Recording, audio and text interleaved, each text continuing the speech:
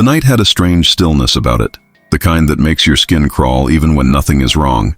The sky was bruised purple, rain-drenched clouds racing across the moon like fugitives. Highways stretched like ribbons of cold steel, slick with water, humming under the rush of vehicles that sliced through the night. Emma Turner tightened her grip on the steering wheel. Her eyes were tired, her nerves frayed. It had been a long day at work, one of those endless shifts that drain you so completely that even music on the radio can't keep you awake. She adjusted the dial anyway, letting static give way to a slow, haunting melody. The road ahead shimmered with reflections of street lamps. The wipers swayed back and forth, metronomic, almost hypnotic. She blinked, once, twice, trying to fight the weight of her eyelids. Then, out of nowhere, headlights flared. A truck barreling too fast skidded across the divider. There was no time to react, no time to scream, just the sickening crunch of steel on steel, the world flipping, spinning, breaking apart. Everything went black. When Emma opened her eyes, it wasn't the road she saw. It was white, blinding white. A ceiling, the smell of antiseptic and rubber gloves, and the high-pitched wail of a siren cutting through her skull. She was lying on a stretcher inside an ambulance.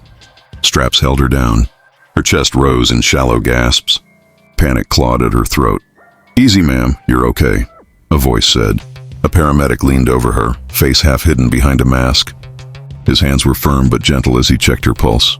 Another medic sat at her side, scribbling notes, calling something into a radio. Emma tried to speak, but her voice was a croak. What happened?" "You were in a collision," the medic replied. "But you're stable now. Stay calm. We're taking you to County General." She swallowed hard, trying to steady herself. Her body throbbed with pain, her ribs, her arm, her head. But she was alive. Against all odds, she had survived, and then she saw him. At first, she thought it was another medic. A figure sitting quietly in the far corner of the ambulance, shrouded in shadows, head slightly bowed. The emergency lights strobed red across his outline, but his face remained hidden. Emma blinked. Her vision was blurred, swimming from shock. She forced her eyes open wider. Yes, someone was there, watching. Her heart began to pound. Who's that?" she whispered. The paramedic beside her frowned. "Who's what?" "Him," she rasped, eyes darting toward the corner. The man sitting there. The medic exchanged a glance with his partner. Both shook their heads. "Ma'am, it's just us. No one else is here." Emma's skin prickled with cold. She turned again. The figure hadn't moved. Still sitting, still watching. She couldn't see his eyes, but she felt them, piercing, heavy, as if peeling back every layer of her soul. Her breath came in short, sharp gasps. "He's right there," she insisted. "Don't you see him?" The medic placed a hand on her shoulder, voice calm but firm. "You're in shock. Hallucinations are normal after trauma. Focus on me. You're safe." But Emma knew what she saw. She wasn't hallucinating. She couldn't be. The figure shifted slightly, just enough to make her chest tighten. A slow tilt of the head, a whisper of movement that proved he was real.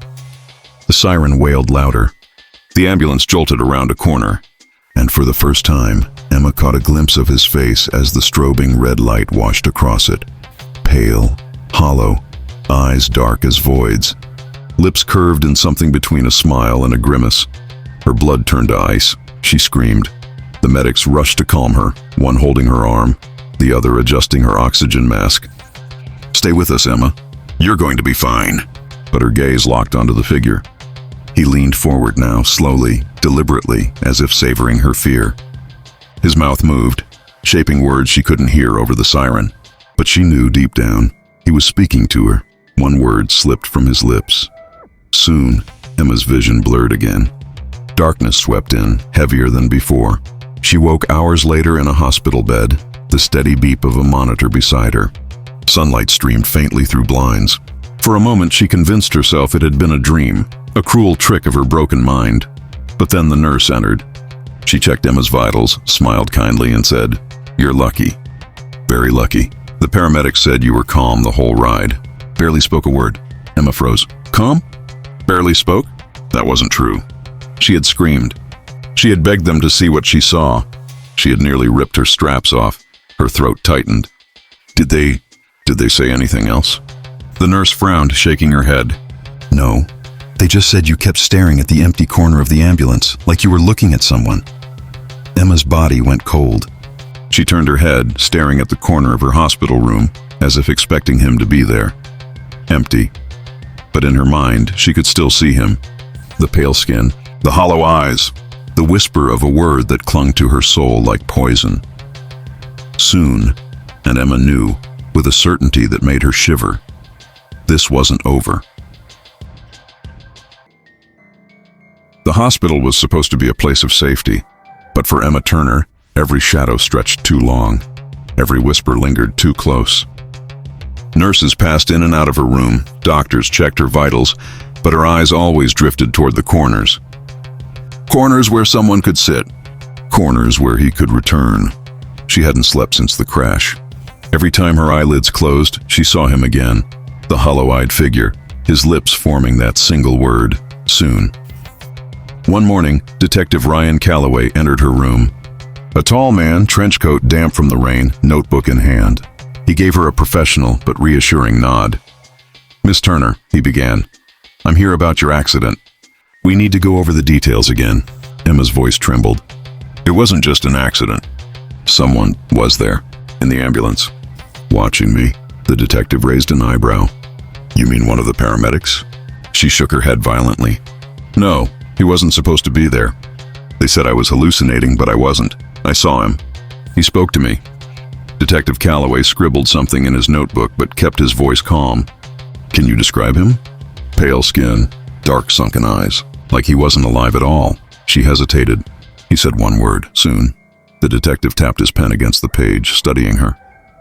He'd seen trauma victims before, shock, delusions, fractured memories, but there was something in Emma's eyes that unsettled him. It wasn't confusion, it was conviction. He closed the notebook. "I'll look into it." Later that night, Emma lay awake. Rain tapped against the window. The hospital corridor beyond her door echoed with footsteps. She turned her head and froze. There, in the corner of her room, the figure, sitting exactly as before, head slightly bowed, face pale and hollow. The room's fluorescent lights flickered as if reacting to his presence. Her heart thundered in her chest. "No," she whispered, "you're not real." Slowly his head lifted. Those dark eyes met hers, his lips curved into that same disturbing smile. "Soon," he mouthed again. Emma slammed the call button. The nurse rushed in, flipping on brighter lights. "What's wrong?" But the corner was empty. Emma's scream dissolved into sobs. Detective Calloway dug deeper into the crash report. The truck driver who hit her had vanished. No ID, no insurance, no trace. The ambulance log showed something odd too. The digital record indicated 3 passengers in the back, Emma and 2 paramedics. But in the handwritten notes there were 4. A mistake, maybe, or maybe not. When he questioned the paramedics, their answers faltered. They swore Emma was calm. They swore nothing unusual happened. But their eyes darted away, their voices shook. One even muttered, "We don't talk about what we see in the ambulance." Calloway pressed, but they shut down completely. Back at the hospital, Emma's condition worsened. Sleep-deprived, paranoid, trembling. Doctors considered sedating her, but she begged them not to. "He comes when I close my eyes. If you put me under, I won't wake up." That night, it happened again. The power flickered. The monitor beside her beeped wildly. She looked to the corner, empty. Relief washed over her until she felt it. A weight.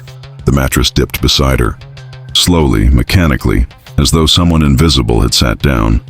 Her breath caught. She turned her head in terror. He was there, closer than ever, sitting on her bed inches away, his hollow eyes boring into hers. His mouth moved again. But this time she heard the word, a whisper, cold and final. "Soon." Her scream ripped through the hospital. Nurses rushed in, lights blazing, but again, he was gone.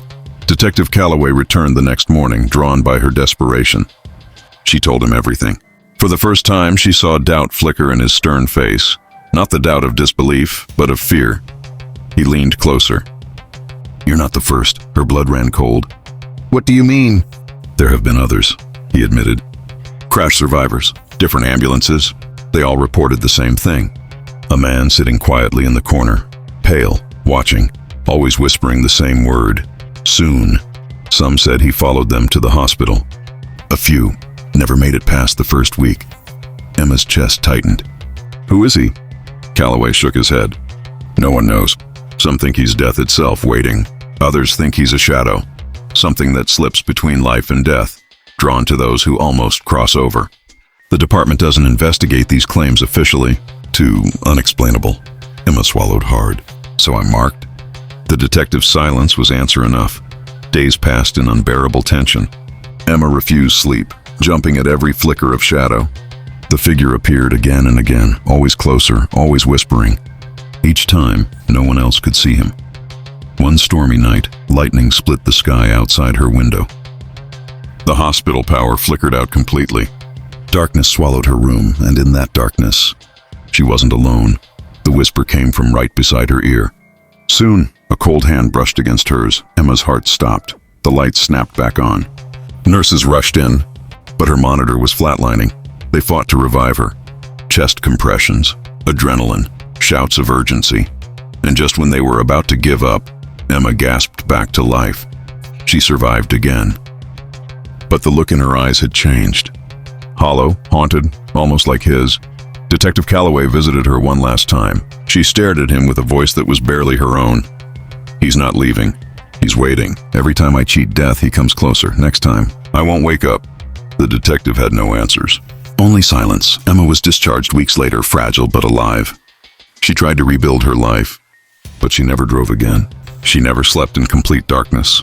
And sometimes, when the room grew too quiet, she swore she could feel the mattress dip, hear the whisper, see those hollow eyes. No one believed her. No one ever does, but Emma Turner knew the truth. The crash hadn't been the end. It had been an invitation. And one day soon, he would come to collect, presented exclusively on Epic Story Hub, where every secret has a story and every story hides a mystery.